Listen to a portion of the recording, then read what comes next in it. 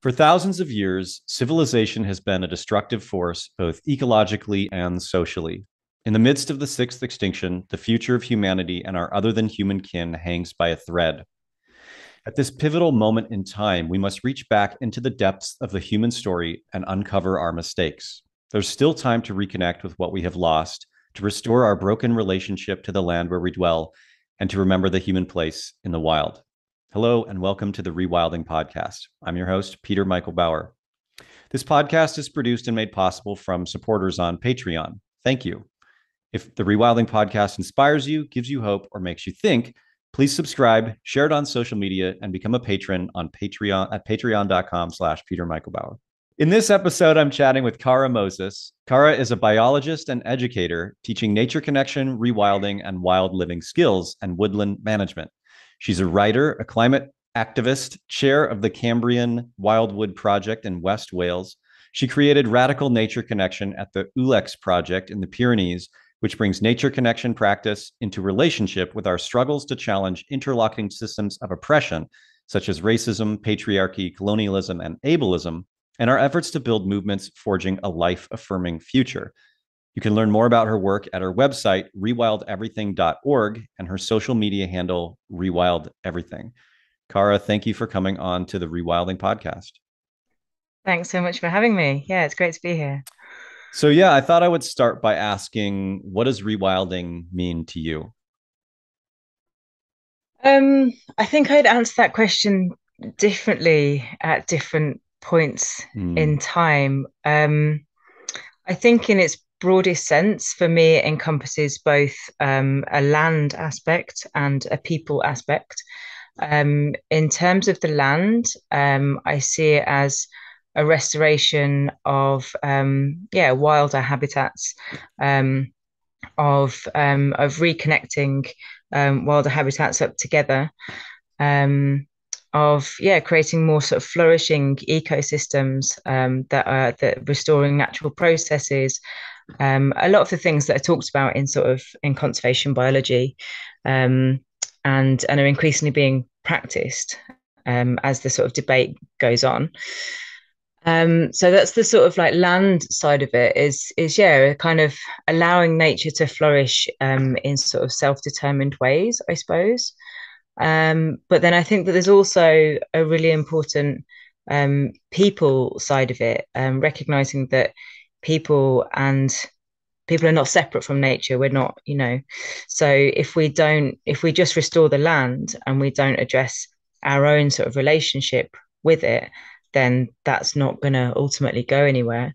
So there's an important part of it for me, which is about rewilding ourselves, and what that means to me is essentially kind of, I mean, I could talk about it in so many different ways, but I suppose it's something around becoming more human, um, like realizing what it means to be fully human. We've sort of got to this weird point in history where we don't live in our natural habitat. We've manipulated the environment to such extents that we now most people live in urban areas. I think it's like 60% by 2050 will live in urban areas. Most people, certainly in the West, and I speak from a Western perspective and not assuming that this is universal, but from this perspective, in the culture I know, most people can't name a lot of plants. Most people, don't feel a sense of connection to nature. And so a big part of it for me is about rekindling that connection and sort of becoming re-enchanted with the natural world. Reawakening our senses and the sort of that sort of nature connection, but also on a sort of deeper level, about kind of rediscovering the skills that we have held as humans for millions of years with some of them. Sometimes, hundreds of thousands of years. We've been Homo sapiens 200,000 years, right? Or, it keeps changing. But right. yeah.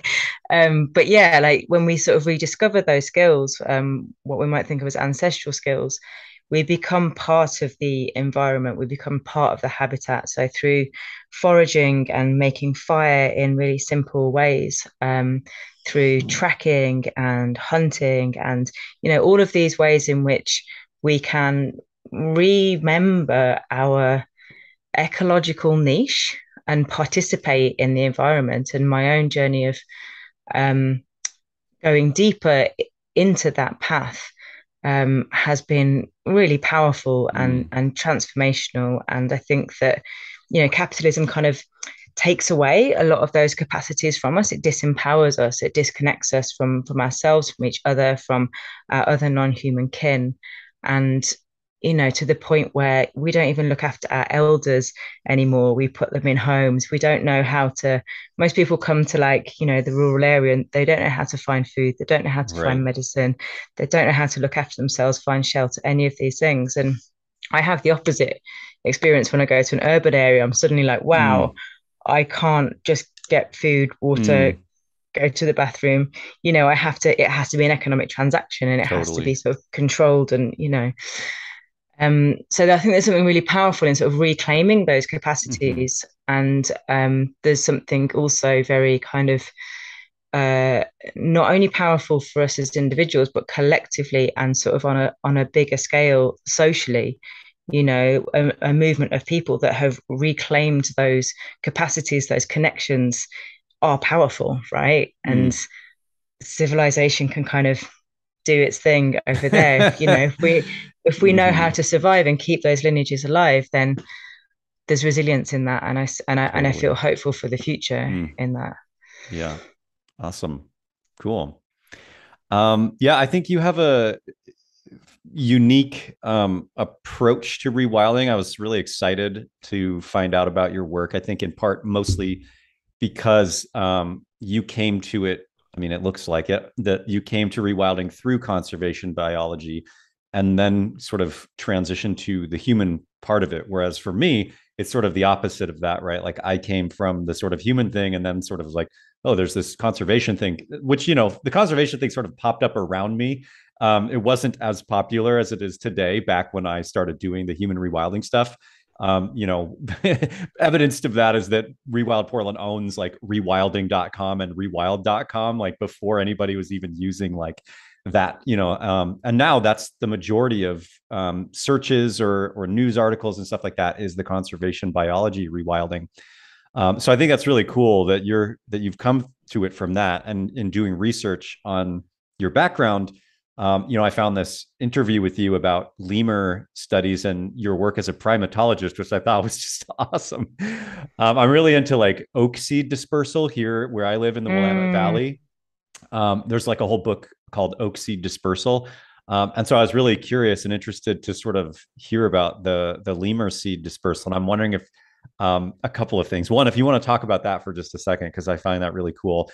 And then two, did your work with like, did you know about rewilding as a conservation strategy when you got into primatology, or did you come to it through that, or was it just sort of after that, or not related to it? So mm. what is sort of the intersection of your history in terms of rewilding and primatology, and then what a little bit about the lemur seed dispersal? Well, firstly, just to sort of briefly explain the lemur thing. So yeah, I was researching how the black and white rough lemur, how it sort of operates as a seed disperser within the forest in Madagascar.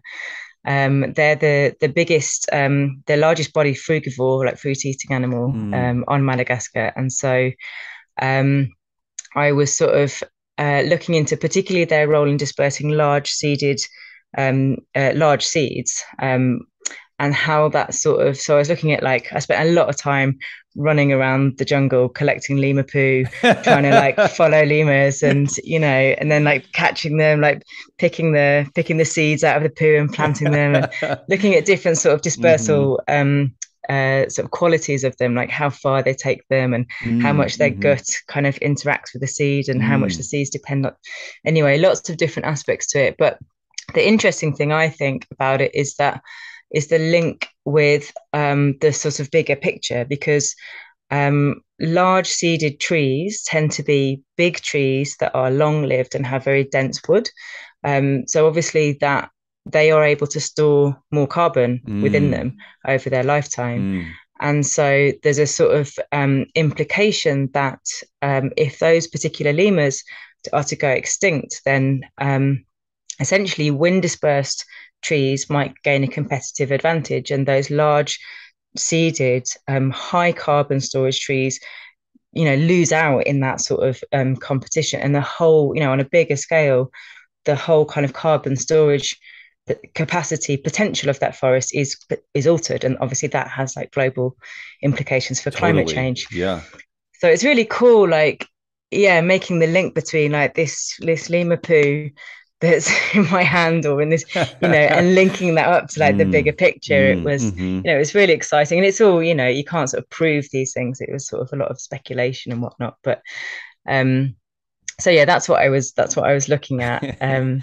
But I think I became disillusioned with primatology fairly early on, I think, because I think I sort of realized that um, well, I was looking at, even though it had these sort of bigger implications, I still felt like it was too narrow. Mm-hmm. I was looking at like one aspect of one species' behavior, and that species was frankly doomed. Madagascar is Mm. under so much pressure, and Mm. biodiversity loss is so extreme. And even in an ecosystem that's under so much pressure and is probably not gonna there's a lot of conservation efforts happening there, but it's not a good outlook. Yeah. And so I started questioning what I was doing, and starting to sort of realize the sort of bigger systemic problems and the systemic reasons for why that species was threatened, why the whole forest was threatened, the global picture. And so I sort of moved from primatology to journalism and writing, because I think, still in quite naive thinking, my thinking at the time was, well, if I change people's values through writing, then that's what will help. Mm-hmm. Obviously, yeah, I became disillusioned with that as well, and Mm. so, well, found the limitations of it, I suppose. Mm-hmm. And Mm-hmm. the more I sort of became more politically aware, I got more into sort of radical grassroots action, like direct action in particular, and got really into that, and through that found like a lot of power. Collectively, I found we had some good successes in the UK. Like, we pretty much stopped fracking. We did a lot of good stuff, and found like just the sort of prefigurative organizing of like anarchist spaces just so Mm. liberating and Mm-hmm. empowering. But ultimately, I burnt out from too much of that, and it being there just not being enough kind of coming in to the system, my Mm-hmm. system. Mm-hmm. And I found that nature really kind of supported me in surviving that burnout. And so I sort of shifted my focus then again to nature connection work, education, because it really fed me at a time when I was really depleted, Mm. and just found that it just lit me up, and it lit other people up, and it felt like a much more sustainable way of um, offering something to the world that the world needed, and really seeing a need for it, and feeling like this feels like much more in line with like what I want to give to the world and what I can give to the world. So this is a long way of saying, basically, I came across rewilding around that time. I think initially through George Monbiot's book Feral, um, and I got really excited about it when I heard about it, because for me, it drew a lot of those threads together. It's about the land, it's about biology and restoration, but it's also kind of, in the broadest sense of the term, um, also speaks to a sort of the desire for change, for social change, and speaks to the sort of disconnect from nature, that we see on a sort of individual, community, and society level.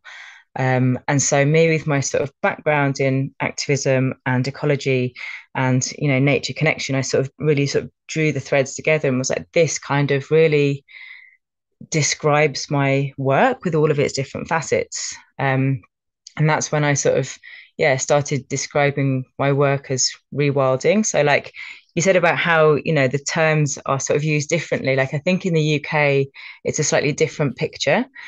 because I think it was previously used much more to do with the land, like Totally. conservation, and it's become this thing. So when I started using the term to talk about like, society and my work and nature connection, no one else that I was aware of was really doing it. And now it's changed to become it's used in so many different ways. It's almost become like zeitgeisty, a bit Mm, cliche, to the point where mm. I'm now like, I think I need to reimagine my work again. Yeah, Like I totally. sort of want to move away from it a little Yes, bit. yes.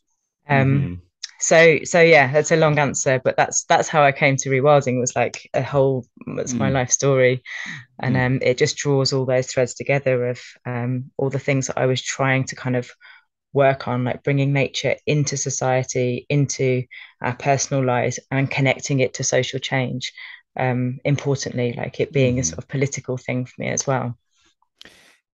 I think that's a really cool story for a lot of reasons. But one of the things I find, you know, I just love when people have this sort of diverse background, and to see someone having these sort of like transformative arcs, like so many of them, and each one sort of being in a way completely different than the previous one, you know what I mean, but also so deeply interrelated and rooted together. It's Mm. just a really cool story.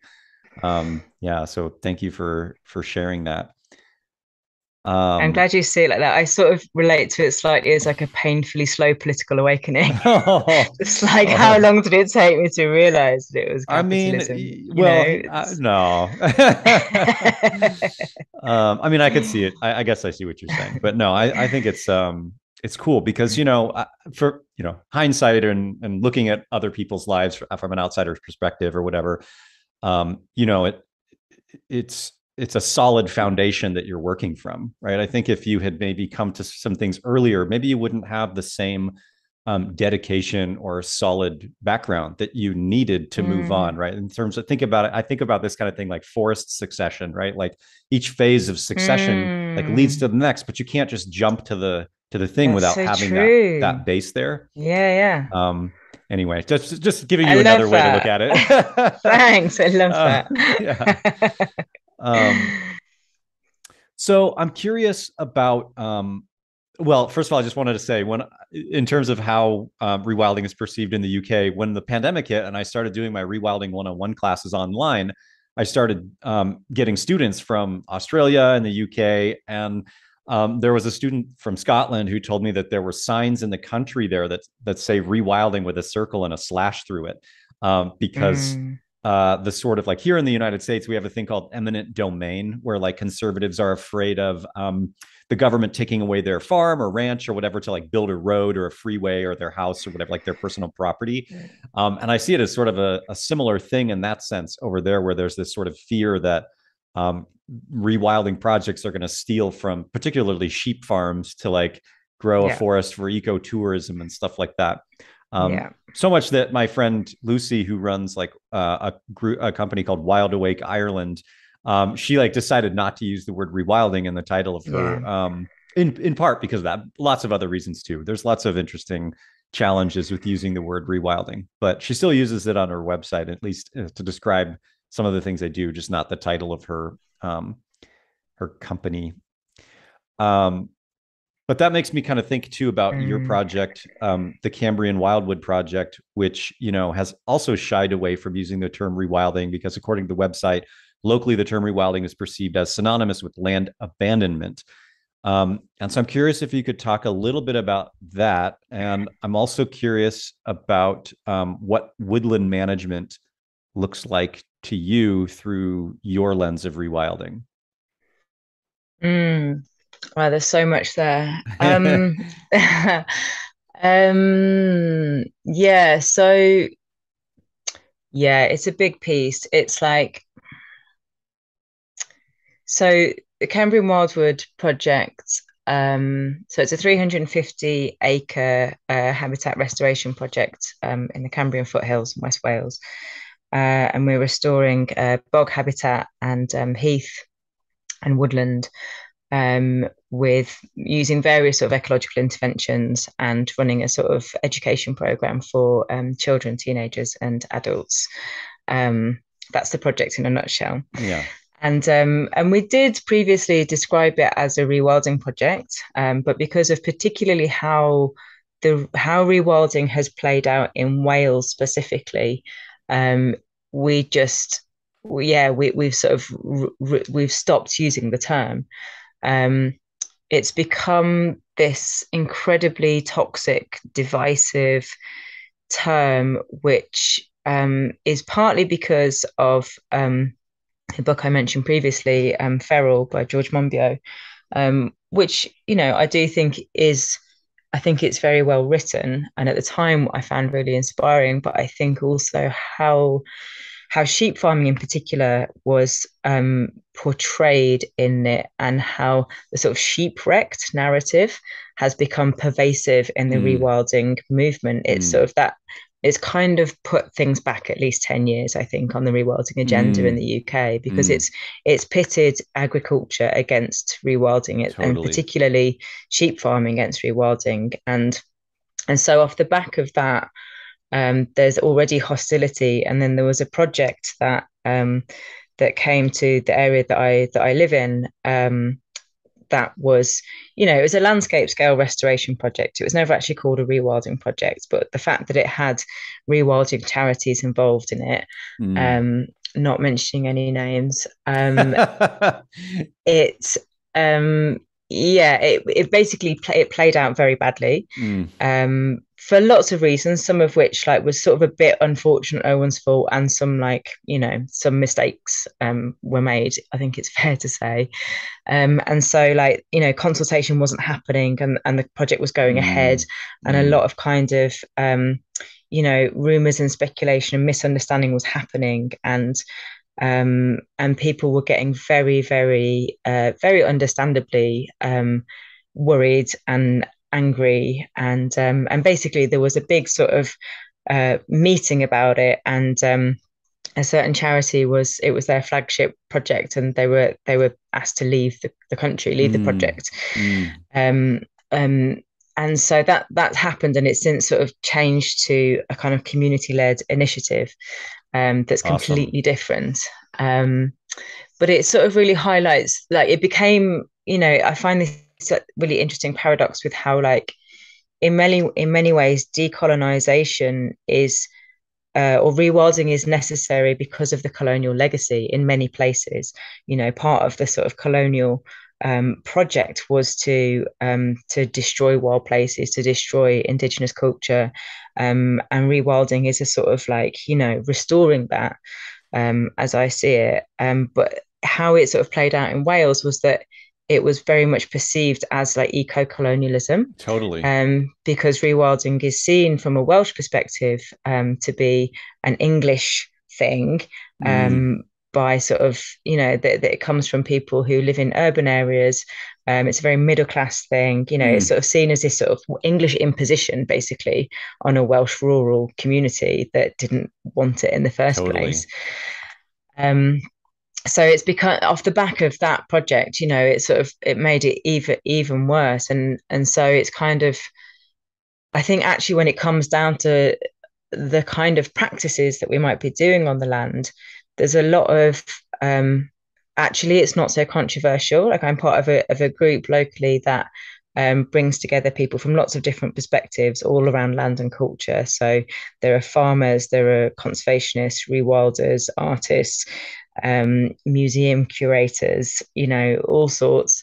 So it's very multidisciplinary, and through that, I've sort of, I've learned a lot from different perspectives, and some of the sort of uh, Welsh sheep farmers that have been some of the most vocal opponents of the whole rewilding have come to, like, the Cambrian Wildwood project, and just being like, well, you're not doing anything that different from what we're doing. You've just got like less numbers of grazers, so it's not actually what's being done that's necessarily controversial. It's how it's framed, it's the Totally. narrative, and it's Yeah. about, you know it can become this weird colonial thing if it's because there's this like history of English colonization in Wales. So it can become this kind of, weirdly kind of colonial thing that's, not respecting the local culture. Do you feel like um there's hope for in terms of the language? Do you feel like there's hope for a turnaround with the word itself for people to see that it's something different, or do you feel like there's a new word or new language that's going to emerge that maybe will be the thing that actually can unite people, basically doing what was the original intention in terms of like community building and land tending? Yeah. I think it's too late, personally, for the world No. rewilding in the UK. But I mean, that's okay, right? It's like, it's not the word that matters. Totally. It's what we, it's how we engage with the land, it's how we engage with each other, it's how we, that's more important. It's like the word can be anything you want. Absolutely. Um, and it's and this is coming from someone that I've defined myself as as rewilding for like Yeah. 10 years or Yeah. something. It's like, obviously, like, it's not convenient, or Totally. I don't want that, but it's like, when it Mhm. comes down to what's important, it's like, solidarity and collaboration and Yes. liberation and decolonization. That's what's important, not like hanging on to a word that's actually become an oppressive thing for some people. Totally. So yeah, Yeah. it's complicated. It's really Yep. complicated. Yep. Yeah. I think, yeah, the other thing is that if we sort of don't include the sort of social aspects of rewilding, like, you could just go into an area and set up a rewilding project and not really listen to what the local community want, or like what the local culture is. Like, there's a lot of kind of English people sort of eye up Welsh hillsides for rewilding. People think of like Wales as just like England but cheaper, and Mm, it without fully recognizing that, like, that's probably not what people in Wales want, actually. And so, yeah, there's something about um like rewilding has to include like the relationship as well. Otherwise, it's just another form of like domination, totally. control, and Yeah. yeah, Which is defeating of the purpose itself. yeah, exactly. It's becomes, yeah, a paradox. So, in terms of the woodland management, I'm gonna um, Oh yeah, I you forgot that mentioned piece. that's okay. You mentioned heaths, which I'm pretty excited about on a subtle level, I guess, just from researching like the word heathen, and understanding that it comes from the Ah, people of the yeah. heaths, which were basically like untaxable areas or challenging areas for the Roman Empire to tax or whatever. Um, I'm curious about that. Some people say that heaths were anthropogenic, or some of them are, or human made, and some of them are like quote unquote natural. I'm curious what the how you're working on restoration for them, and do you see them? Are those historically anthropogenic in Wales, or are they Mm, geologically or geographically sort of natural? mm. Yeah, I don't know loads about this, but I'd lump it together with like the bog as well, because we've got Mm-hmm. we've got a large area of heath and bogland sort of like mixed Mm, together, and the bog was drained for agriculture, for grazing. Um, and there was like 11 kilometers of drainage ditches which we've blocked up, and the mm. water table's rising, and so the bog species are returning. Um, and with the Wow. heath, we are using horses and cattle to graze it too.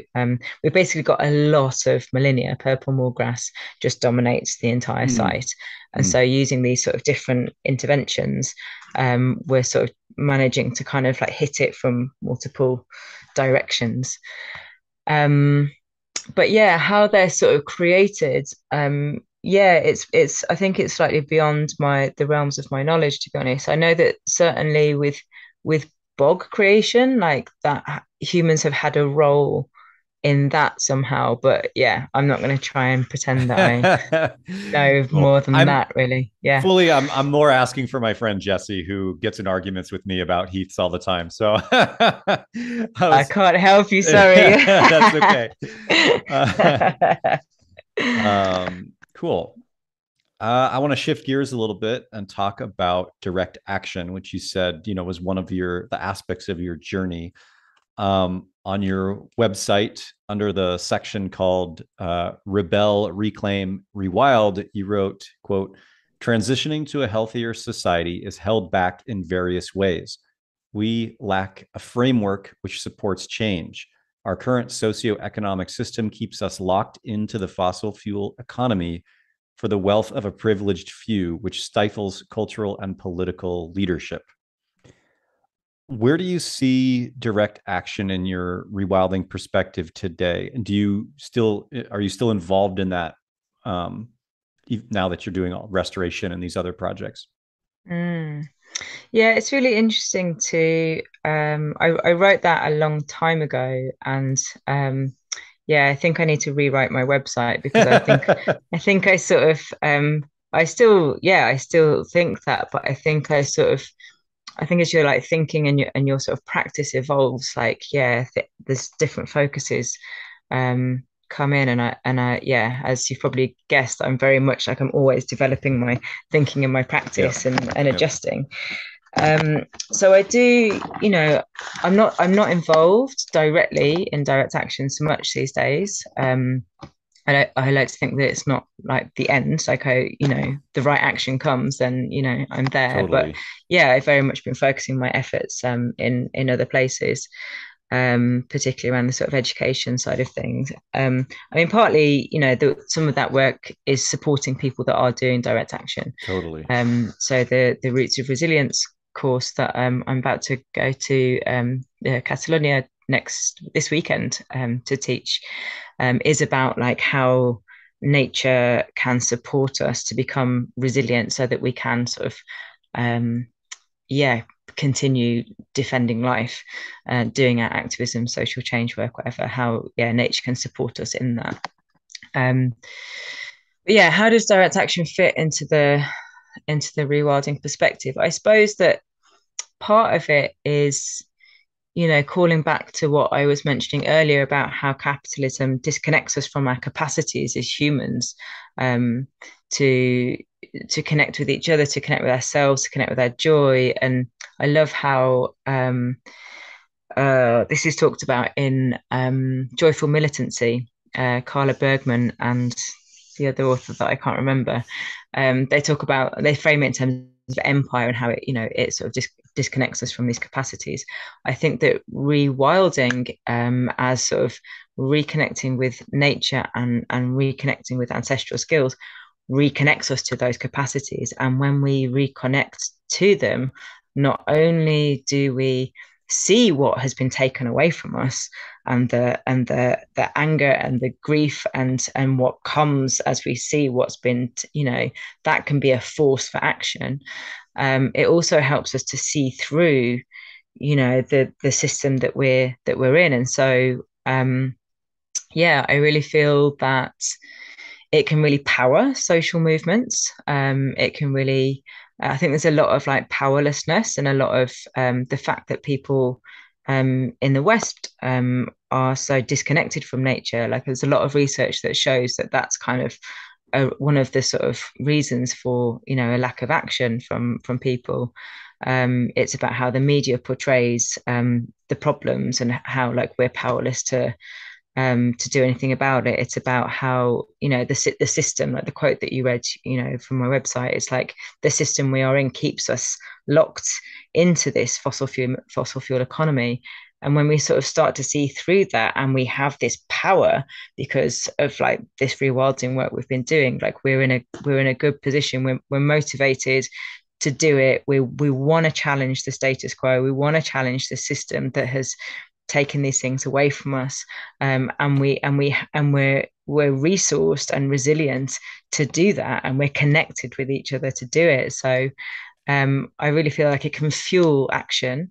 It can address the powerlessness, and I think there's a piece around race as well, which I want to bring in, which is so Resma Menakem, I don't know if I've pronounced that right, but in their book, My Grandmother's Hands, they wrote that white people need to connect with something deeper. To like the part of the reason that white people cling to the idea of whiteness is that is that it gives them a sense of belonging. And that was kind of the origins of whiteness, right? It was sort of like, oh, yeah, come with us and we'll separate you out from, the black people and they're different. And, that was the origins of the whole kind of invention of it, as I understand it. And so what they say in this book is, that if we as white people, and I speak as a white person, if we find something deeper and bigger than whiteness to belong to, then that can help us to let go of white supremacy, of the privileges that come with it, and how that obviously oppresses other people.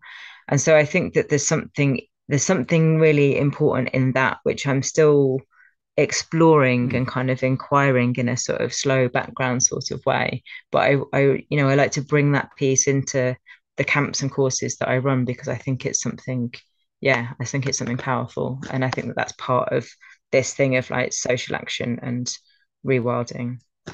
It makes me, yeah, this is all really important stuff. It makes me think too about, I'm just, reflecting on your own journey in terms of the sort of collaborative stuff that you do now with people. And it makes me think how sometimes not, direct action, I believe, is super important and necessary. And at the same time can also be alienating to different groups, especially because when you go up against the state Mm, through direct action, they're the ones that are going to be dispersing a narrative about what you're doing. And they're mm, going to be trying to separate people, right? And so I think about this with mm, rewilding or anarchy, right? Like the word anarchy itself is like a word that a dirty word in terms of the mm, state and their propaganda. But it mm, makes me think of like trying to network with rural people around like a rewilding project, whether you're calling it that or not, and the sort of the kinds of direct action that could pit people against one another, or that the state could leverage to pit people against each other. Whereas if instead you're doing community building or mutual aid around something like rewilding, it might have a different impact, right? mm. It might connect people in terms of solidarity more than potentially a direct action, which then could be felt as if people identify with the state, if they feel like they're belonging of the state or that it's protecting them on some level, Mm, then they're going to be more resistant to something like rewilding if the state's holding the narrative around what that means, or if this particular group yeah. doesn't understand they need to make these connections or these types of forms of solidarity with people. um, yeah, I've been writing a whole like essay on belonging and rewilding right now that's Oh, specifically around cool. this kind of I'd stuff. love So to read it. who knows if it'll ever come out. I write and then I just end up talking to people about the ideas I'm writing. So I don't know if I'm really much of a writer myself anymore, other than for my own purposes to sort of work out ideas and concepts before I end up talking Yeah. with people about them. But um, yeah. I will send it to me and I won't tell Cool. anyone Well, if there's it's like 5 chapters and they're all drafts. So I don't know. Um, yeah. I mean, I think that to me is essentially one of the most important qualities of building solidarity is belonging, Mm, and how identity, I think, in these day and age acts as almost a barrier to solidarity, a barrier to belonging mm, oftentimes, and how to we potentially move beyond those things. But I don't know. yeah. I love how queer nature talk about belonging as resistance. Mhm, It's and I think there's something really important in that, because I think it's one of the sort of most fundamental human needs, to belong to, yeah, totally. to feel it we belong to something. And Yeah. like that's what has been lost in postmodern Western Yeah. civilization. It's like there's nothing that we belong to anymore apart from, we belong to a football team, we belong to like the brands that we Right. that we buy. Exactly. It's Yeah. and it's just got so warped and distorted. And Mhm. yeah, Yeah. I'm reading a book yeah, right now on slavery. Well, I'm reading like 4 different books on slavery because I want to go back and just sort of like understand it from multiple perspectives. And one of the things they talk about in that book, or briefly, the one I'm in right now is called, I can't even remember. There's so many different ones. I think I can't remember. Anyway, one of the things the authors talked about is that people, if they feel a sense of belonging with another group of people, will do horrible things to other groups of people that don't yeah, necessarily belong, right? yeah, And this totally. and this is it. What's interesting about that is like that was sort of a preamble to racialized slavery, which came later. But like even before racialized slavery, there were groups, ethnic groups, and different groups that had a sense of belonging in different ways, whether religion or something else that had nothing to do with race, that were still able to, leverage it to create slave societies in the anyway, in a bizarre kind of way through their sense of belonging. So it's making me think too about the dangers of the sense of belonging, right? Like what is, Mm, it's not just that we need it, but also it can actually make us do things that are unethical or immoral, yeah, just because belonging in a sense is more important than the ethics of that cultural group. yeah, Just the yeah. um and of course I mean, this that's what the relates far right is doing, exactly. right? It's like, Exactly. it's Yes. I suppose it's kind of like it's not the thing itself that's the problem. It's how it's used. And, Totally. it's, even to go Yes. back to like the rewilding thing, that can be used Yes. as a tool of decolonization or a tool of colonization. It's not Exactly. that the thing itself is the problem. It's like, who is it serving, and what is Mm-hmm. it, to what end is it being used for? And I mean, Totally. belonging is such a deep one. It just, it just gets people, and then they're like, Yeah. okay, I'll just do anything because I feel like I belong. Exactly. I mean, I think that's one of the challenges with the left in particular is, the more sort of there's criticisms around whiteness, the more it feels less inviting to people who have paler skin. And so it creates this sort of dichotomy of like, am I welcome here? And if I don't feel Mm, welcome, where do I feel welcome? Where can I get a mm, sense of belonging or like unconditional love, regardless of, mm, you know what I mean? And so there's like, the left is sort of eating itself alive, at least here. And I live in Portland, Oregon, which is sort of an epicenter of that, in the United States anyway. And to see it sort of then contrasted with, white supremacists, like just blatant white supremacist groups that are like, oh, you're not welcome there. Well, you're always going to be welcome here no matter what. We'll mm. love you unconditionally, right? You'll always have God. a sense of belonging with us. And so it comes, again, there's like this, I think this is sort of a tangent, but David Graeber came up with that phrase, "We are the 99%" during the Mm, Occupy movement, and what that did was it was solidarity across everything to come back to like this core issue of class. And I think mm, that I think we kind of abandoned that when the Occupy movement was squashed, and it became these different sort of desperate sections of identity, because the solidarity of class failed under the state, right? It was like, this is mm. actually working. We need to suppress this.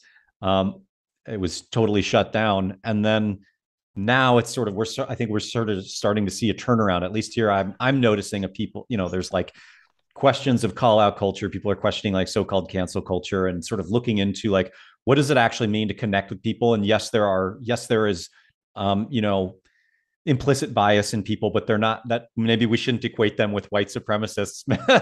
Maybe we should try to like find Mm, common ground and build from there instead of like obsessing over everybody's different privileges or how they're different from one another. Instead, find the common ground and then leverage those differences as yeah, strategy rather than. absolutely. So anyway, I feel like that's happening now, Yeah. and it's a long time coming. And I think that that's the only way that we're going to prevent um, white supremacy from growing even more and fascists from growing even more, is because they're always going to be welcoming to white people and people who have more, potentially more wealth, statistically Yeah. speaking, and more power in that sense. So if there isn't a sense of belonging um, on the left for white people, particularly white men, then where are they going to Mm, go? How's that going to mm, transform things? So I think that I think it's mm, shifting, but I feel like it's been a huge contributing problem to the rise of populism and white nationalism and things like that, particularly in the United States. I can't really speak for anywhere else, but um, yeah. So this is why I'm writing about belonging and rewilding and identity and all these things, because I really want to figure out how to make rewilding welcoming for everybody, and mm. how we can sort of do that. Um, yeah. Anyway. Well, yeah, maybe so we don't use the word in the future, maybe it gets abandoned, but I still haven't found a better word, that isn't rooted in something else, yeah, that will all of the words are going to fail eventually. yeah. um Yeah. Yeah. Anyway, But I mean, once we've achieved what we're hoping to achieve, then we won't need a word to describe it. It will just be how we exactly. live. Exactly. Yeah. And maybe it's 1,000 words or 1,000,000 words that get developed in different, microcosms of Yeah. place, right? Which is actually what will happen. Yeah.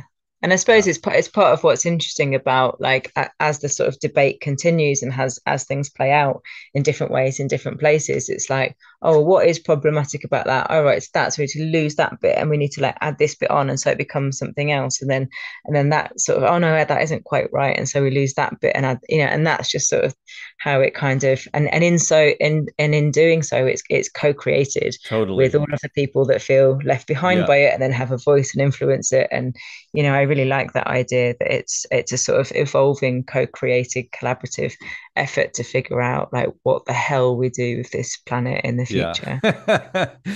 Yeah. And I think it honestly won't happen on the internet or in like a mass cultural type of, I mean, there'll be mass movements for sure, but I think that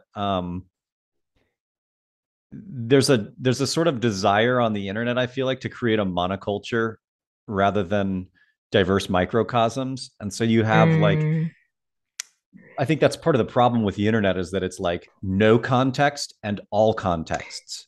yeah. And so you can't have a conversation with somebody using a word like, if I were to go to Wales and start talking about rewilding, that they'd be like, what the fuck are fuck you or whatever, maybe, I don't know. But there's online communities, so there's this weird thing of like the internet being this sort of like overculture, and then like microcosms of actual lived experience in particular places and their perception of a thing. And I feel like the co-creation isn't something that'll happen in a monocultural way, but it'll be something that happens specifically regionally, like in projects that you're doing, like the Mm, Cambrian Wildwood project.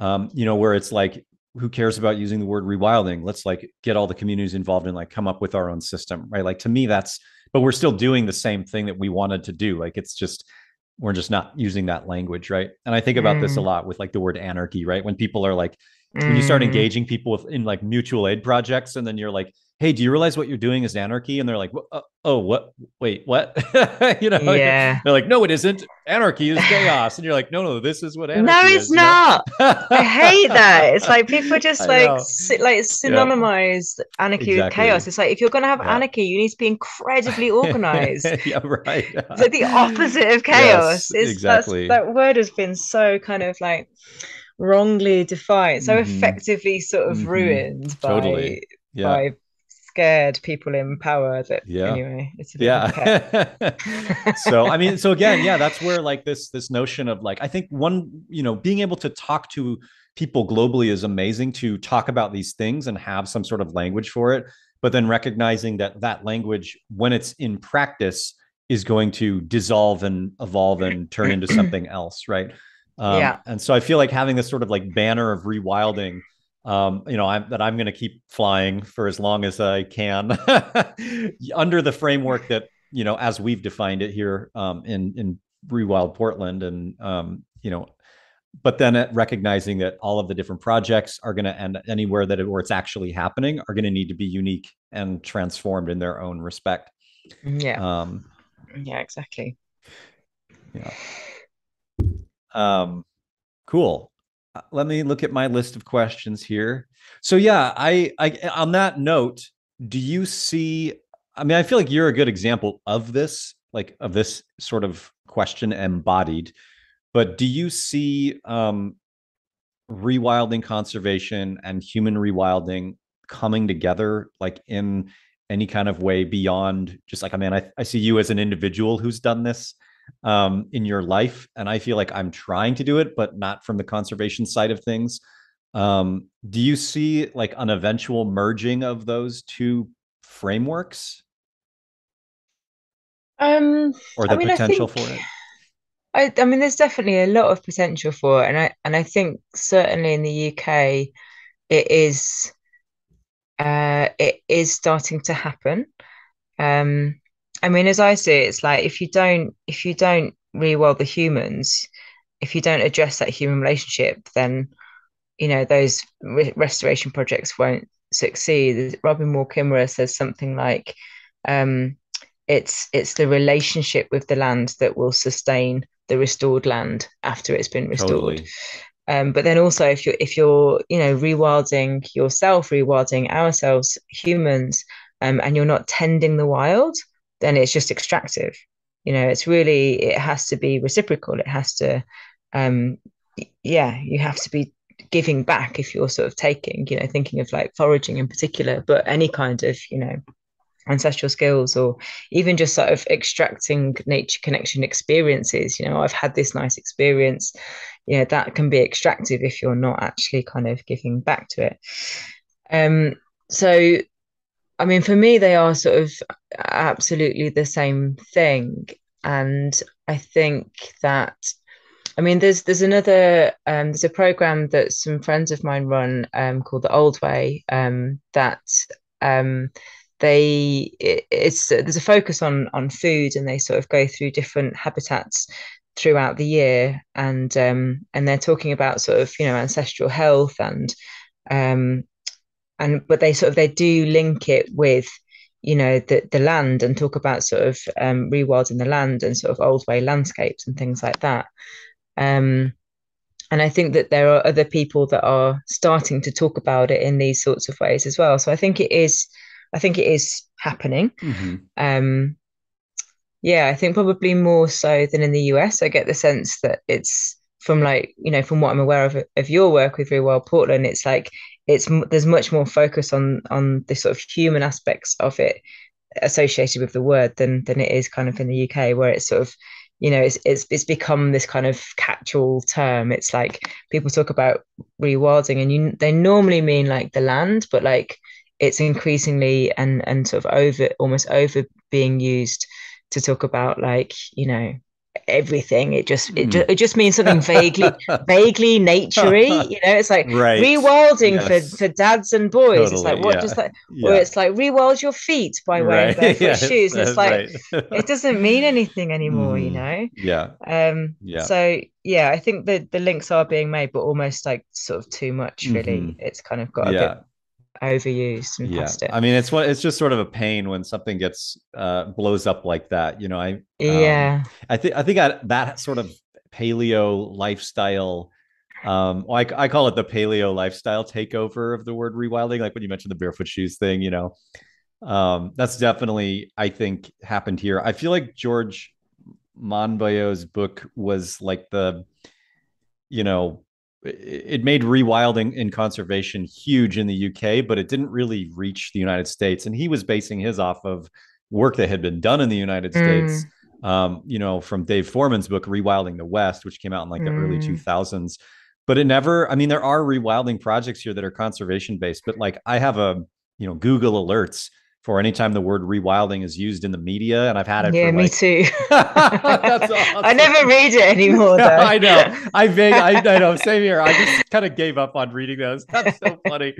Um, but yeah, for years it was just mostly conservation stuff, and then slowly I started to see things like barefoot running or coffee enemas or whatever. Like what the hell is that to do with Mm, rewilding? Which is when I actually started doing my rewilding 101 classes online, and sort of I re-put my book out into the world, or did a updated edition and stuff, just to kind of be like, there has to be some other voice around um, rewilding from a political perspective, yeah, because that to me is the core of it, which is why I really liked your experience and history with direct action and that quote that I read from your website. I feel like that having that as a foundation of recognizing the system that we're stuck in and the power structure is integral to actually rewilding.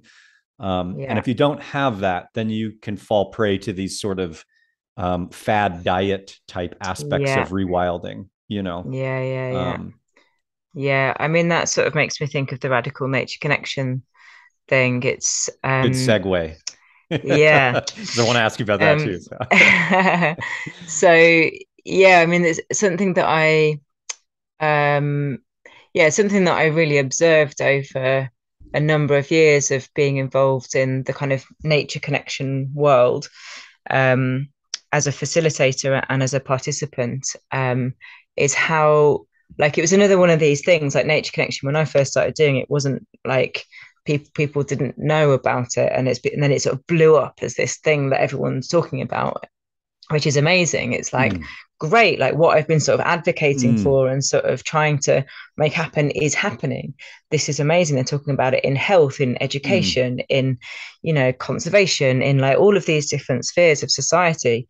Um, and and at the same time, seeing how it kind of, as things do when they like get a bit co-opted or become very mainstream, is that they get watered down and they lose their Hmm. sort of essence. And I think that what's happened with nature connection is, what I observed is how it's sort of so often presented in very apolitical Totally. terms.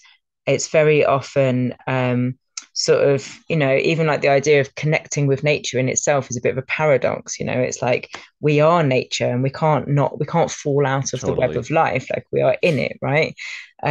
But how like actually what can happen within nature connection work is that it ends up sort of reinforcing a lot of the problems, Mm, because it's sort of, yeah, this position of like humans and nature being separate and we have to go out and connect to it.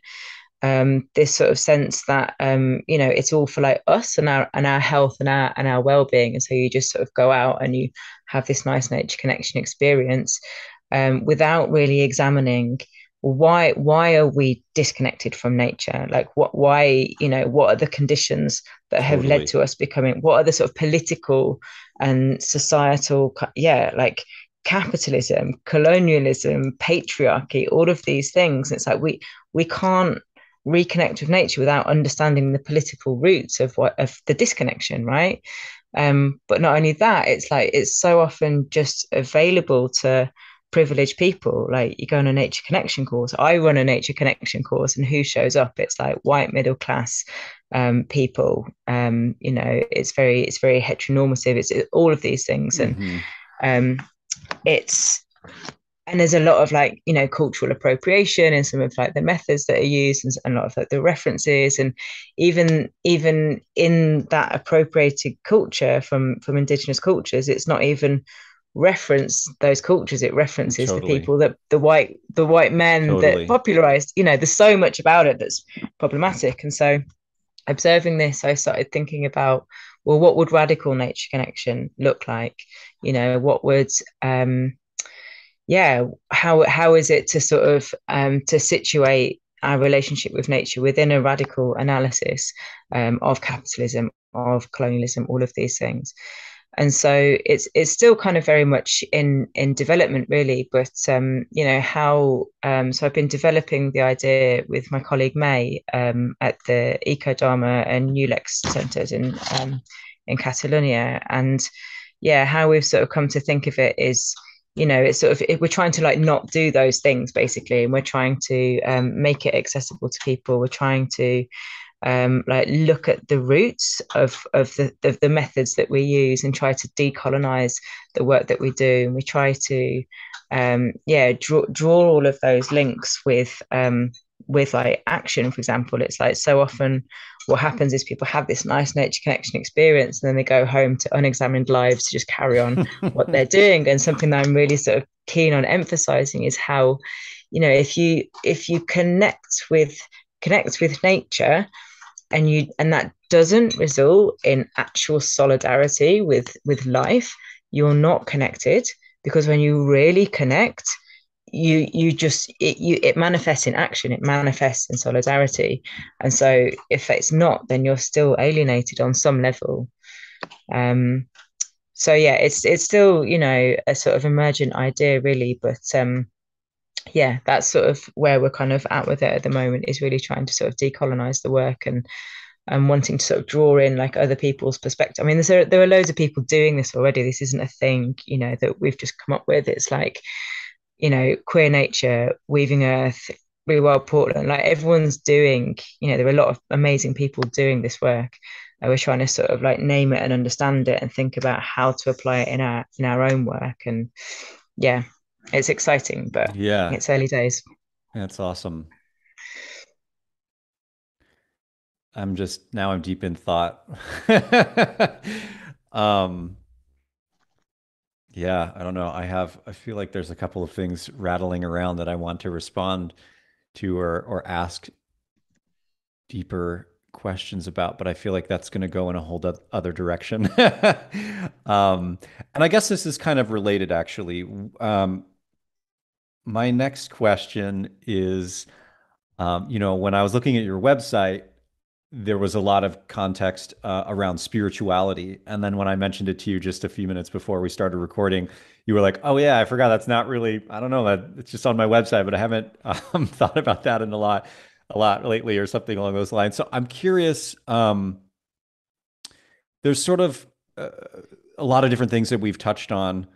Um, like conservation, direct action, uh, nature connection, these different things. And on your website, it looked like, spirituality was sort of a core component for you around those things. And I'm curious, now that I know it's changed for you, what does that look like to you now? And how does that relate to all the things that you're still doing?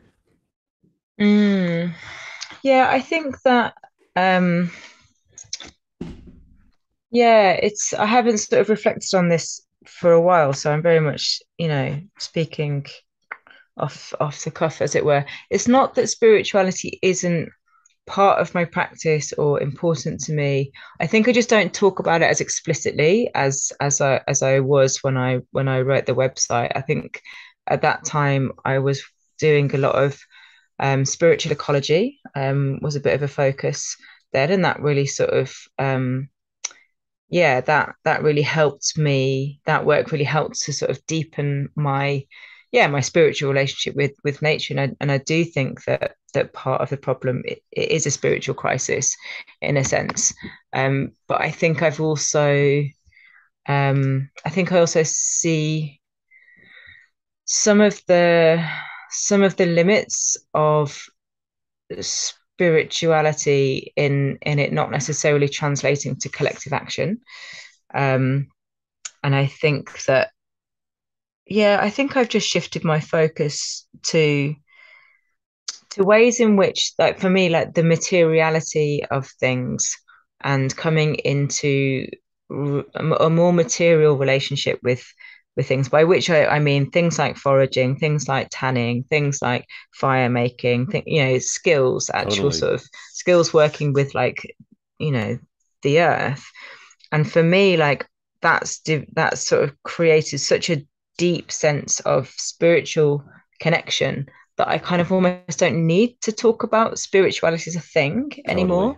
Yeah, And I think that what I see people experience when they practice these things is the same. It's like, people get really deeply connected. People have deeply moving, transformational spiritual experiences, but no one's sort of talking about it in that sort of language. So yeah, I think it's still very present for me. I just don't name it explicitly so hmm much anymore. yeah. Yeah. I'm the same way. That's why I was like interested that you had said that you changed. Yeah, I feel the same way. I mean, oftentimes people will ask me stuff like, how come you don't incorporate spirituality into, rewilding in this particular way or whatever? And I'm like, what are you talking about? It's not, it's like explicitly, deeply a part of it. We Mm, just don't like name it as that. And I think in part it's the similar kind of conversation of around language. I think that the concept of spirituality or religions or whatever have they carry all these different kinds of baggages. But if you can just connect people to their place, that's actually where, from my mm, perspective, where that spiritual, if you want to call it that, connection emerges from, is yeah. material reality. And then it's Yeah. like you were saying a second ago too about, like, nature connection. Like, we're always connected to nature. I think it's the same with spirit. I mean, to me, like, Mm, I don't, this sort of like dualism of spirit and physical reality as some sort of different thing. You know, I feel like nature connection sort of obliterates language and just puts you in your body embodying the experiences that would connect you with nature in a mm, so-called spiritual way anyway. So why do you need to bring it up if you're just getting people connected on that level without having to have some sort of cultural baggage that might, you know, make their experience bias or something. mm. Yeah. Yeah, Yeah. totally. But at the same time, I really do like talking about animism. as a sort of a Yeah. worldview, which a Yeah, lot of yeah, people, you know, yeah. to me, like animism isn't necessarily spirituality as much as it's just, again, an embodied practice of like Yeah, existing within reality. exactly. I think that's probably the only way in which, or like, beside this sort of materiality aspect I mentioned, there's something also about, yeah, recognizing the animacy of the living world around us. It's like if you sort of come to embody that, or you come to see it, then it's like everything is alive, everything is has spirit, everything. I had a conversation with an ash tree this morning. It's just normal. It just becomes, and so I think that, yeah, that's the worldview that people come into through this sort of skills that we're teaching and facilitating. So it's implicit. It's Yeah. like you just, you connect to the hawthorn tree, and you take the heart medicine from it, and you eat it from Mm, the leaves in the spring, and you sort mm, of carve something from the wood. And it's like, that hawthorn has a really strong presence, and mm, hawthorn has wisdom, and hawthorn mm, can help you when you're heartbroken. And mm, it becomes part of your knowing of the world, mm, and embodied as well. So mm. it's, yeah, you don't need to name it. I mean, I also, this is sort of a tangent, but it makes me think too of like, um, I feel like I used to do a lot of spirituality practices and was part of different groups that were doing bits here and there of cultural appropriation, particularly of Native American societies and religions and things. And it makes me think of like the sort of abuse of power that can kind of come along with the notions of spirituality, where I think it's one thing to like ask a friend for advice, or if you're having trouble thinking of something, to like have a person act as a sort of midwife to like your connection with nature or something like that. Mm, I like thinking of people as midwives in that regard. But like as soon as there's like somebody with who claims to have some sort of spiritual connection that's deeper than other people, and yeah, is like a medium between you and yeah, whatever the other spirit world is, that to me is like the most challenging and problematic aspects of spirituality, yeah. and why I feel like if we can connect people to nature on a one-on-one, if we can act as sort of like midwives of just nature connection by being educators and setting up situations where people are engaging on their own personal terms with as little Mm, cultural bias as possible, it's actually then mediating an experience that's more authentic anyway. And I've just come yeah, from a totally. very inauthentic, like, I mean, I feel like I've had people in my deep past at this point, probably 20 years ago, say things to me like, um, oh, I need to help you connect to like the spirit world or whatever, right? And it's definitely from this sort of like top down sort of like, I have this ability to communicate with spirits that you don't, kind of vibe. Mm, And I was kind of just, like, I don't need you. I'm in constant communication with the world around me. I'm constantly like being aware of mm, these things. um anyway, I feel like that's one of the aspects that turned me away from some of that framework mm, as well. I don't know. That just popped mm. into my head. Yeah, I mean, I think it is one of the sort of really beautiful things about, like, reconnecting with nature, is that it's inherently empowering, right? It's like, oh, look, life and spirit and wonder is all around me, and I can just go, and I often feel like on some of the courses that I run, if it, sort of nature connection courses, I feel like I'm just going, hey, it's just like giving people permission, and like reminding Totally. them that they know how to do it. I'm just like, why don't you go and hang out with that tree for a bit? And then Mm, they go and mm. hang out with it, and they come back like, whoa, oh my God. And it's like, you can do that anytime you want. Right, And you exactly. know how to do it. I'm just Yeah. reminding you to, like, use your Mm-hmm. ears, use your eyes, Mm-hmm. use your senses, Mm-hmm. and sort of maybe like offering a couple of tools. But then it's like, they people know how to do it, because it's a need within us. Like, we are biophilic beings. We Totally. need to, and it doesn't take much. It's just like you just sort of open a little door, and people like walk through it, and then, like, yeah, then they're just gone, and they don't need much more than Mm-hmm. that. I Yeah. sort of feel like being a nature connection facilitator is bit of a joke in some ways. It's like I don't do it. It's the trees that do it, or Mm, it's like the mm, birds that do it, mm-hmm, or it's like I just sort of point at things, go, hey, mm-hmm. look, a tree, and then the tree Totally. does the rest of it, you know? Yeah. Yeah, exactly.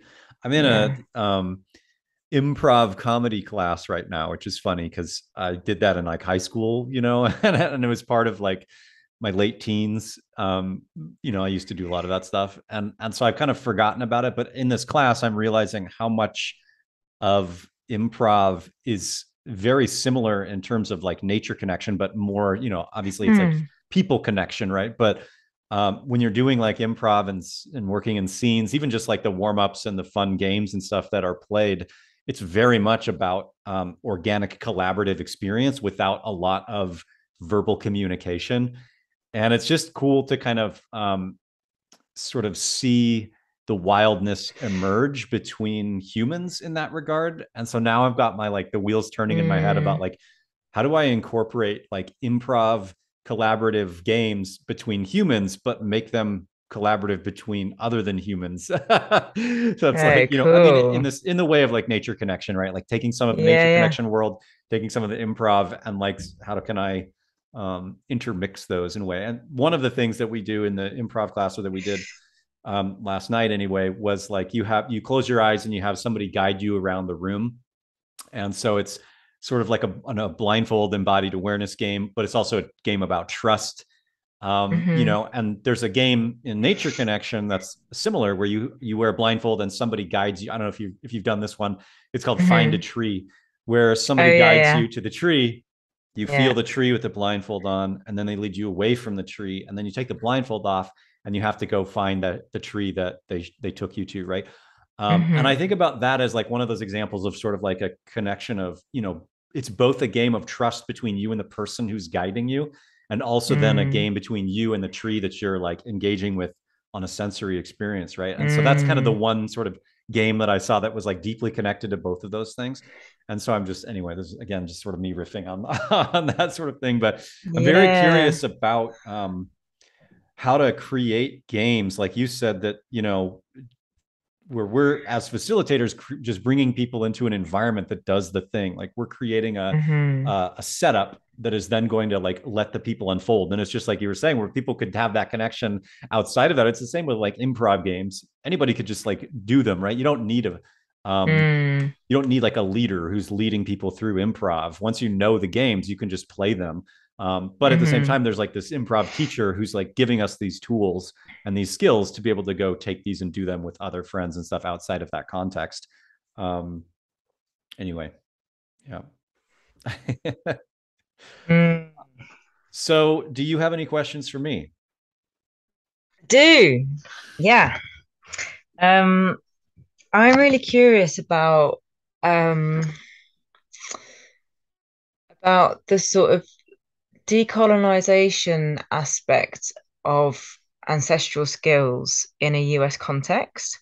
Because in Mm, a UK context, ancestral skills are decolonizing in the way I view them. It's sort of mm-hmm, stepping out of colonization. mm-hmm, But in a US context, because of like, the settler colonists that came, displaced, like we don't have like a sort of intact indigenous culture that still live like those lifeways in the UK. So it's about us reclaiming our own culture. totally. But in the US, obviously, it's very different. And so I'm curious how do you sort of like tread that, and how like what does decolonization look like within the ancestral skills movement? Like, is there a need for that, and if so, like how do you see that happening? Yeah, that's very complex. And this relates, I mean, this Yeah. relates exactly to the identity piece I'm writing on belonging. Um, the To me, decolonizing is an aspect of rewilding. On a from an anarchist perspective, decolonizing doesn't go far enough, in my opinion. Mm, Because mm, here in the States, decolonizing is looking at specifically the colonization of the United States by, or the colonization of the Americas by multiple countries from Europe during the rise of capitalism. it doesn't look beyond social systems that we are, as you know, in terms of like social justice, trying to dismantle. For example, slavery was like a part of the economy of the Northwest Coast prior to colonization. Um, there were lots of violent civilizations that existed here that were colonizing other hunter gatherers, like the Aztecs, for example. Um, to me, decolonizing is an important thing because it's looking at this horrible part of history and recognizing that there was that we're wanting to dismantle that. But at the same time, there isn't necessarily an anarchist perspective in decolonizing. So it's not about dismantling the state as much as it is about diversifying the state with other people's views, like with indigeneity. There's been lots of different, I mean, it's just like rewilding. It's just like the word rewilding. There's a huge spectrum in decolonization. I've seen everything from, angry activists on social media posting things like decolonizing means all white people have to get the fuck out of Turtle Island, to people saying decolonizing just means that the United States government needs to actually honor the treaties, right? Like the most basic thing to this like full on extreme that's essentially like wanting to create an ethno-nationalist state, right? So there's just, it's a complex term. And same with like the hashtag land back. I've seen it with that as well, right? Where there's this, depending on the level of radicalism or extremism, it could mean anything from honoring treaties to kicking anybody with any white ancestry off what they're, Turtle Island or the Americas, including which comes down to like a sort of purity of blood quantum and all kinds of stuff. So it's a problematic word in the same way that any kind of language is going to be problematic, right? So when I think about decolonizing, what I'm thinking about is a step in the direction of rewilding. Like I'm thinking about it as like, you know, going back to a time, or at least moving in a direction of honoring indigenous ideas and land tending practices prior to the colonization and imposition of European-based agriculture and things like that. So I'm using it in a generalist sense in that way, and I think it's an absolute necessity in terms of a step in the direction of rewilding. But I think rewilding goes further. I think rewilding is a deeper analysis of human nature, and what causes the types of disunity in systems that we've seen all around the world, in particular, those that have a surplus. And sometimes that surplus is generated through agriculture, and sometimes that surplus is generated through other means that are more geographically based. So, for example, here in the Northwest Coast, there was a surplus of salmon that created a hierarchy because of the way that food was stored. So, one of the things that we see with agricultural societies, particularly grain-based agricultural societies, is that the grain has to be all threshed and stored at the same time, which is around like a two week to a month long period. And then it's stored for the rest of the year and people are eating it for the rest of the year. And that's intentional cultivation for that particular thing that then we just see hierarchies sort of arise around.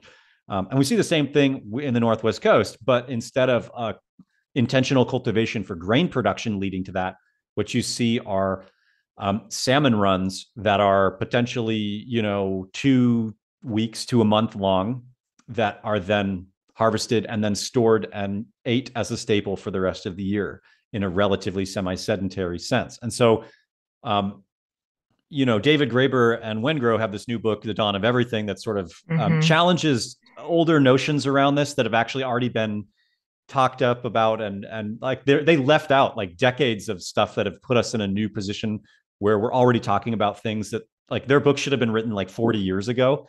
I hated it, especially sort of the pretentious notion around nobody's talking about this stuff was sort of their vibe. But to me, I was like, actually, people have been talking about this and we're well beyond what you're bringing up.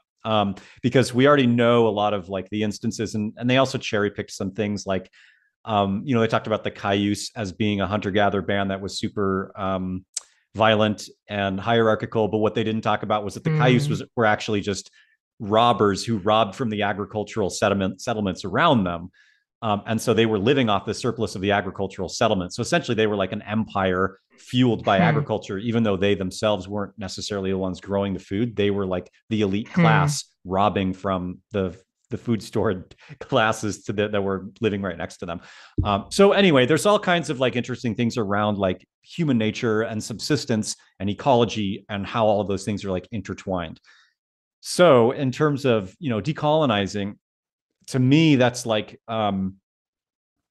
it's not a deeper analysis of like how we can all find solidarity together. It's sort of like these ideas of indigeneity that some indigenous people had, and others, I mean, there seems to be a cherry picking, I guess, on the one hand of like, a subtitle to like Tyson Yonkaporta's book Santok, which I think is amazing, right? There's like a subtitle to that book which is like how indigenous ideas can save the world or something, right? And I think it's just like saying that it's essentializing indigeneity, and I think decolonizing does a little bit of that too, where instead of looking at um, what makes different societies arise from a material sense, a material reality, it's projecting notions onto societies as if they were living that way because they had a better way of thinking about the world rather than that they had a better way of like holistically entirely living, right? So when I think about like decolonizing the Northwest, it's not like people who are saying that are saying we should bring back slavery that existed here prior to colonization, right? Like that would be an absurd thing. But I do. So it just becomes really complicated in terms of like decolonize to what, right? It's the same with Hmm. restoration. Hmm. Restoration to what? What are we At what actually? point do you go back to? Yeah. Yeah, and at Yeah. what point? What are we actually acknowledging is the ideal living situation that existed prior to colonization?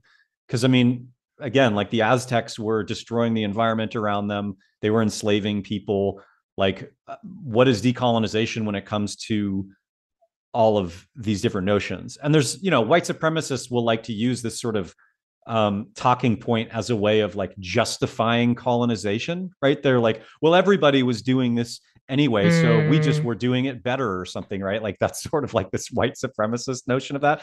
And that's also lazy in a sense, right? Like, no, what we're doing as humans looking at human nature and trying to understand like how to live in place egalitarian in egalitarian societies in equality, what are the systems that created that? And decolonization is a step in that direction because it's a form of analysis, but I don't think it goes far enough, right? um, that's not to say again that it isn't a step that I utilize, that I think it's in many instances is aligned with how I use rewilding. It's not depending on how it's being used, right? So if rewilding is being misused or used differently, if decolonizing is being used differently, how do those align? That's a whole, we have to actually mm, understand what the terms mean and how we're expressing them before we can find the common ground in those terms. But I've found lots of common ground in aspects of decolonizing that I think relate to the common ground of what I call rewilding. mm. Um, I don't know if that fully answers the question, but it does make me think of, there is a rewilding project. So, for years I've been saying that conservation rewilding and human rewilding are going to come together, and it's going to be through traditional ecological management. It's going to be through decolonizing. And there was a recent headline for a project in Australia, or maybe it was Tasmania, I can't remember, that was a rewilding conservation project led by Indigenous people through traditional Oh yeah, ecological knowledge. And when yeah. I saw that, I was like, this is what I'm talking about. Like, this is what we need to be bringing up, and creating awareness around is like the sort of coalescence of these different ideologies coming together for creating potential future subsistence practices. Um, and I don't know, all these language things are going to be challenging, but as somebody living in a colonized country trying to figure out how to dismantle what I would call whiteness, there are, in terms of using decolonization as a framework for that, it becomes also problematic because there are people who say things like, there are particular native people, for example, who say white people should not be harvesting native plants at all or utilizing native plants at all. And then there are native people who say, oh, white people need to be doing this because that's the relationship that's going to bring these plants back, as the more people who are attending it. And so there's just this sort of like challenge with, again, any perspective. You're going to have a million different perspectives, and in part because the sort of nature of what I call the left. The right isn't thinking about this stuff, or if they are, they're thinking about it from an ethno-nationalist perspective. Um, there are native people on the right that align with ethno-national perspectives as well. They use this sort of notion of, there's a pan-Indian um, medicine wheel that is like, four different colors, white, black, red, yellow. And they're like, these are the four races. And, this aligns with this sort of race ideology, and they use it to essentialize people. And so there's been like Native American speakers, for example, that like speak at ethno-nationalist events where they're like talking about creating ethno-nationalist states, like, a Native American Wow. state or a white state. Yeah. I mean, so it's just, and these are like minorities within that, all of that context, right? It's not like that's some huge idea. But the problem with any of these things is that, not problem, but a challenge is minority ideas can become majority really rapidly, depending on how they're connected, right? And who they're Mm, influencing and who is in power. So if there was a nationalist or ethno-nationalist president, for example, in the United States, um, if there was, in quotes, or had been previously, or might be again, what is that going to look like to all these different groups, and how are they going to influence those things? So in terms of like dealing with the diversity of perspectives, it's really challenging, because if you say one thing or do one thing, particularly if you talk about it on the internet, you're going to get called out by one demographic of a minority demographic that maybe has a disagreement with somebody, so you might get canceled on some level.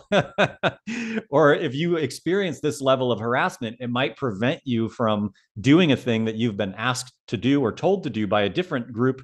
But if you're attacked, even if you're given permission from one person and you're attacked by another, you're more likely to just stop doing it altogether because of the fear of what's going to happen to you, right? And again, it comes down to identity and belonging, because if you're being attacked, what it's saying is you don't mm, belong, mm, right? You don't belong. And if you don't do what I say, then you can't belong to this mm, group, right? And this happened to me. This has happened to me, obviously, because this is just the sea, the water that I'm swimming in, with multiple different things throughout my career, throughout my activism. And so it's just a thing where, what I've come to sort of settle in is this idea of, like asking for permission to do things is actually not the way that's going to make change happen. The way that's going to make change happen is being in relation to.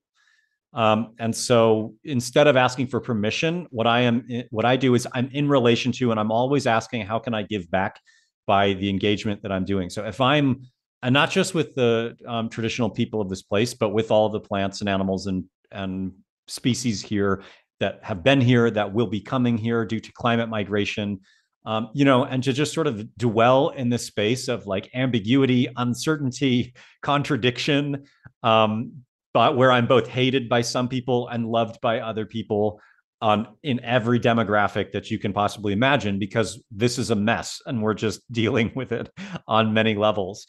And it's hard, I'm glad at this point that I have a community that is essentially all working on this together through, Rewild Portland as one community, but there's a larger community outside of that is recognizing the challenges of all of these things and trying to navigate it with grace, but also to support each other. So it's not that we're just, if somebody disagrees with us, or we're being attacked for doing something that is quote unquote problematic or racist or white supremacist or whatever the like contemporary language is to, wrap something into something that should be rejected or looked at from a particular way. But there's actually support around talking about that and being like, is this actually the language we want to use?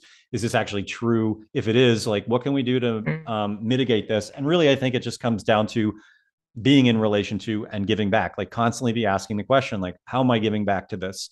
If there's a question of ethics, how am I giving back? Like, am I benefiting from something? And if so, what can I do to give back? And maybe that's not, maybe I'm not going to give back to in the ways that other people want, but I'll find people who do And there's a challenge there too with like then just only finding people that support your idea, right? Or being surrounding yourself with like yes men or yes people or whatever, right? And that can be Yeah, problem. it's good to be challenged, isn't it? It's good to have like Absolutely. your, yeah, to be sort of questioned and challenged. That helps you to sort of reflect on, well, is that, is that in line with my values? Is that how I want to be? Is that, yeah. Exactly. And I feel like part of belonging is holding attention. Like part of belonging isn't just like everybody loves me and everything's fine all the time. Part of belonging is like the the tension between everybody, and like the tension between a cougar and a deer, the tension between is the thing that motivates the movement in the landscape, right? Like, Mm, and so if we can hold that in our communities and recognize that the tension is the movement, but that we don't have to like eject people, we don't have to like publicly shame people, we don't have to do these things that yeah. have become so like intrinsic and yeah, anyway. um Yeah, it can become very toxic very quickly, yeah, can't it? It's like it's okay to like call people out or call people in and like do it, yeah, do that like with love and like accept it with love and like figure out, what's happened and try to do it differently if that feels like, is totally. something that is needed. And Yeah. yeah, but it's tricky There's ground. there's a woman that I follow on Instagram that had this really cool like infographic that was like access to me is a privilege, and it had like a sphere within spheres of like what level of actual um interaction and investment in people is important, and the kind that actually will make transformation. And so like strangers on the Mm, internet is like the furthest away one, right? And the closest one yeah. is like myself, and the closest one to that is like my closest friends and family, right? And so like, and there's all different degrees in between those. And so if we think about that, like, um, who is your kin? And to me, kin, I use Marshall Sahlins definition, which is mutuality of being. So much so that like what happens to another, you feel is felt to you, right? Mm, And so when you have somebody that is publicly shamed, if you feel like that's relating to you, but maybe you disagree with the way that they said something and you want to like interact with them around it, if you have that mutuality of being, you're more likely to know how to communicate with that person in a way that's going to make them change anyway, because you're going to know, okay, this is my friend and they just got publicly shamed. I need to like get them food, I need to like get them a pillow, have them rest, blah blah blah, get them in like de-elevated, calm state, and then we can have a conversation as friends about what this about all of mm, these ideas, right? But like somebody being harassed on the internet, 100% they're probably not going to change their perspective, right? And maybe they shouldn't, maybe the harassment that they're experiencing is fucked up anyway. But uh yeah, so I don't know, that's where that's just a complex question, and I could talk about that for hours, so I'll just leave it at that, in terms of decolonizing. And yeah, I feel like we're running out of time. I have one question I wanted to ask you, which is like, what is some project that you're most excited about right now? It could be one we've already talked about, or what's moving forward, that's giving you inspiration, um, that you might want to mm. share. Um, I feel really inspired by queer nature Mm, and also Weaving Earth, mm, and also Rewild Portland. Um, yeah, I think that, those three projects really, for me, they're really sort of like leading lights in doing this work reconnecting reconnecting us in a good way.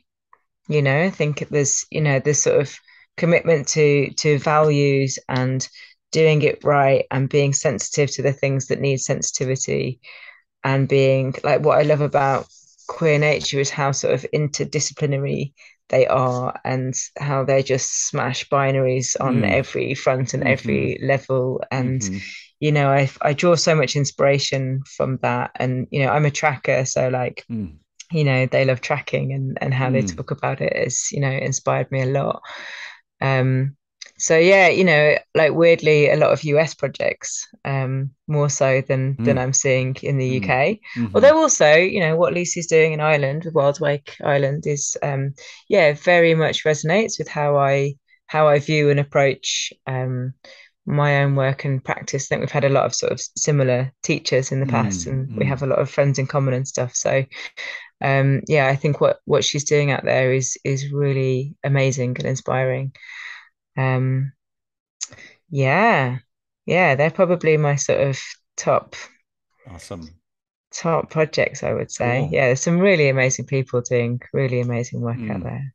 Yeah. Any personal projects that you have coming up that you're excited about? Um, mm, mm, mm, mm.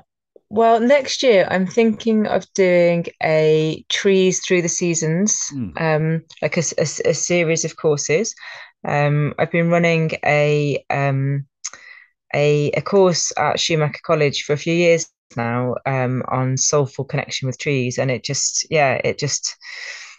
a bit magical, it's, and like I say, I don't take credit for that. It's the trees that do it. mm, But yeah, I think there's something really deep about trees in that they have been they've been around for, what is it, 385 million years, mm, and we've only been human for 200,000, and they've been part of our journey.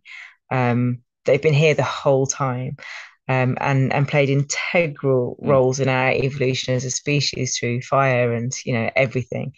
And so, yeah, I feel really excited to be exploring.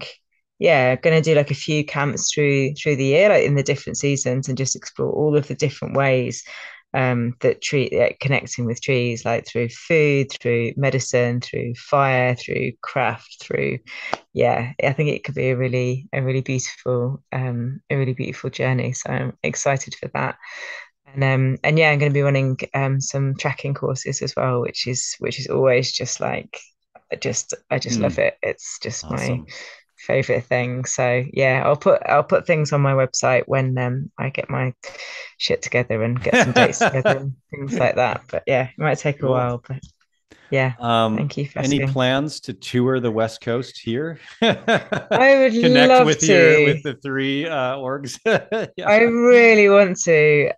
Yeah, it might happen one day. I don't know if I'm allowed into the US because of my criminal record. Ooh, exciting. But yeah, They might not let me in, but yeah, I'd really love to. I have no specific plans at the moment, but I would definitely look you up if I make it awesome. over Well, I there. might make a trip out there someday. So Oh, cool. Yeah, get in touch for sure. yeah, awesome. Cool. Well, thank you so much for coming on the Rewilding podcast. Thank you, Peter. Thanks so much for inviting me. And Yeah, yeah, it's been a really rich and interesting conversation. So thank you. And yeah, I love what you're doing with Real Portland. It's, yeah, like I say, I think it's really sort of exemplary. So yeah, it's really good to connect. awesome. Thanks. Thanks for listening to this episode of the Rewilding podcast. Check out the show notes to connect with my guest and for a list of resources that we mentioned in our conversation. If this episode inspired you, made you think more deeply, or gave you some new tools to use, make sure to subscribe and become a patron at patreon.com/Peter Michael Bauer. Thanks for listening.